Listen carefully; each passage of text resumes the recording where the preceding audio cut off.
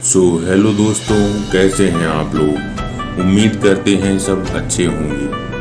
दोस्तों, आज की कहानी सुनने से पहले यदि आप हमारे चैनल पर नए हैं और हमारी आवाज़ को पहली बार सुन रहे हैं तो हमारे चैनल को लाइक, सब्सक्राइब एंड अपने फ्रेंड्स के साथ शेयर करें। तो चलिए दोस्तों, शुरू करते हैं। जानवी एक फोटोग्राफर थी। वो एक बिल्कुल बेफिक्र लड़की थी। उसको किसी बात से कोई फर्क नहीं पड़ता था और अपनी लाइफ को अपने नियमों से जीती थी। सभी को उसके बिंदास एटीट्यूड बहुत पसंद आता था। जो भी पैसे वो अपने फोटोग्राफी से कमाती थी, वो सब पैसों को पहाड़ी में नई नई जगहों पर घूमने में लगा देती थी। जानवी को अकेले घूमना बहुत पसंद था। इस बार भी वो अकेले ही एक नई जगह, एक नए हिल स्टेशन आई थी। वो जगह एक गांव के पास पड़ती थी। उस पहाड़ के ऊपर एक ऐसी जगह थी जहां से जो नज़ारा दिखता था वह किसी जन्नत से कम नहीं था। और वहां तक जाने का एक ट्रैक था जो करीब 5 किलोमीटर लंबा था। जानवी ने वो नज़ारा देखने के लिए उसने अपना बैग तैयार किया और अपना कैमरा उठाया और वो उस ट्रैक पर चली गई। उसके साथ कुछ और लोग उस ट्रैक पर जा रहे थे। जानवी बस ऊपर के व्यू के बारे में सोचती हुई खुद को मोटिवेट करती बस ऊपर चढ़े जा रही थी। कुछ दूर चलते ही जानवी को पहाड़ के ऊपर जा रहा एक कच्चा सा रास्ता दिखा। जानवी ने ठीक से देखा तो वह कच्चा रास्ता ऊपर जाके ट्रैक के रास्ते पर मिल रहा था। जानवी को लगा कि वह एक शॉर्टकट है और जानवी को ट्रैकिंग का काफ़ी अनुभव भी था, तो उसने वो कच्चा रास्ता ले लिया। उस कच्चे रास्ते पर चलते हुए करीब आधा घंटा हो गया था।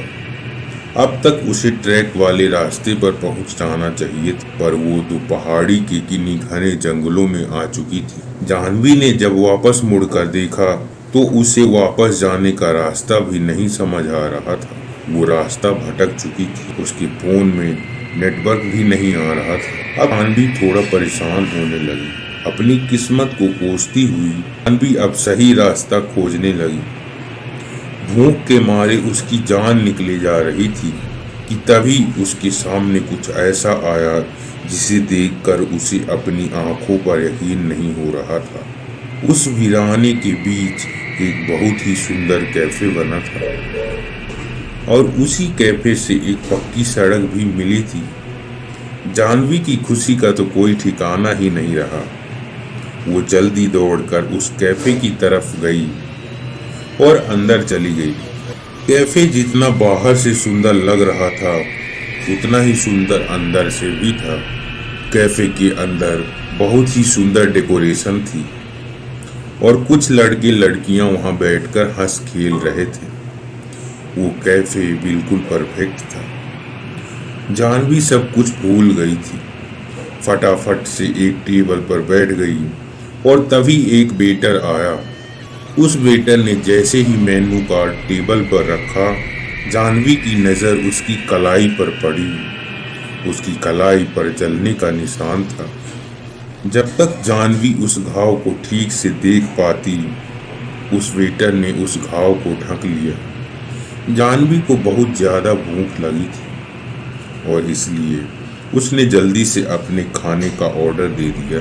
ऑर्डर करने के कुछ समय में जानवी को लगा कि उसे पहले फ्रेश हो जाना चाहिए, तो वह उठकर वॉशरूम की तरफ जाने लगी। वॉशरूम के रास्ते पर उन हंसते खेलते लड़कों की टेबल भी थी।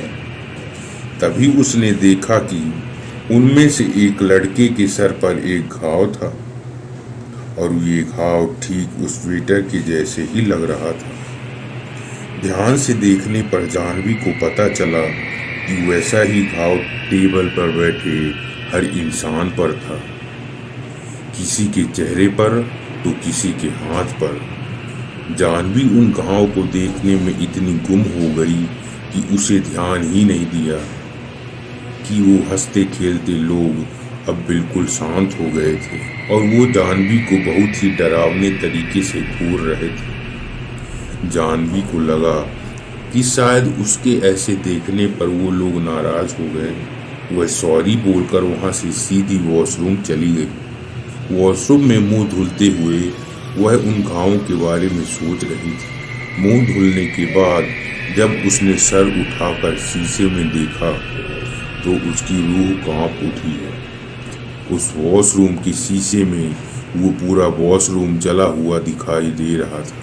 अचानक उसे बहुत जोर जोर से लोगों की चीखने चिल्लाने की आवाजें आने लगी, लेकिन ये सब कुछ थोड़ी ही देर में बंद हो गया और जब तक जानवी कुछ समझ पाती सब कुछ पहले जैसा हो गया था। जानवी को लगने लगा कि इस जगह में कुछ तो गड़बड़ है, पर उसे इतनी भूख लगी थी कि उसने सोचा कि जल्दी से अपना पेट भर के वहां से निकल जाएगी। जानवी सर झुकाकर अपने टेबल पर पहुंची और अपने खाने का इंतजार करने लगी। उसने एक सिगरेट जलाई और उसे पीने लगी। जानवी ने सिगरेट का धुआं छोड़ते हुए देखा कि पूरे कैफे में बिल्कुल सन्नाटा सा था और कैफे में मौजूद हर इंसान उसे ही घूर कर देख रहा था। उसकी आंखों में इतना गुस्सा था कि जानवी घबरा उठी। देखते ही देखते उन सब के चेहरे बदलने लगे और उनके शरीर बिल्कुल काले पड़ गए। वह वेटर जो जानवी से बहुत हंसकर बात कर रहा था अब जानवी की तरफ गुस्से से तेजी से दौड़ता हुआ आ रहा था।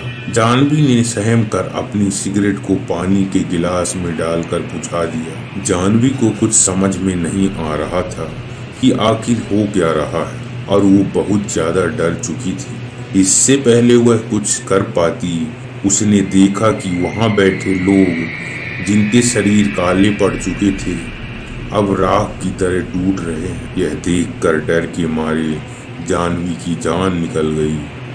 वह अपना सामान उठाकर जैसे ही कैफे से बाहर भागी और जब उसने वहां से निकलकर पीछे मुड़कर देखा तो उसे वह खूबसूरत कैफे नहीं एक पुरानी जली हुई बिल्डिंग दिखी। वहां जानवी बिना कुछ सोचे बस रोड पर भागती गई। रोड पर भागते हुए उसे एक गाड़ी दिखी और उस गाड़ी में उसी एरिया में रहने वाला एक आदमी था। जानवी की ऐसी हालत देखकर उस आदमी ने अपनी गाड़ी में बैठा लिया। जानवी ने उसके साथ हुआ हादसा जैसे तैसे उस आदमी को बताने की कोशिश की। जानवी को लगा था कि वह आदमी उसे पागल समझेगा, पर उस आदमी ने कुछ ऐसा कहा जो जानवी ने कभी सोचा ही नहीं था। उसने जानवी को बताया कि जिस जगह की वह बात कर रही है वह कई साल पहले एक कैफे हुआ करता था। एक बार एक कस्टमर उसी कैफे में बैठा हुआ सिगरेट पी रहा था और उसने सिगरेट को बिना बुझाए ही अपनी टेबल के पास ही फेंक दिया। उस आदमी की लापरवाही की वजह से पर्दे में आग लग गई थी और इससे पहले कोई कुछ कर पाता उस पूरे कैफे में आग लग गई और अंदर फंसे सभी लोग जलकर मर गए। जानवी यह सब सुनकर हक्की बक्की रह गई। अब उसे सब समझ आ रहा था और उसे यकीन नहीं हो रहा था कि उस कैफे में बैठे सभी लोग जिंदा नहीं बल्कि मरे हुए थे। उस आदमी की बात सुनकर जानवी सोच रही थी कि वह बाल बाल बच गई, लेकिन जानवी को यह नहीं पता था कि उसके बगल में बैठे इंसान की गर्दन पर भी वैसा ही जले हुए का निशान था। अगले दिन उस एरिया के अखबार में एक खबर आई जिसमें लिखा था कि एक लड़की की उसी रोड एक्सीडेंट में मौत हो गई और उस लड़की का नाम जानवी था।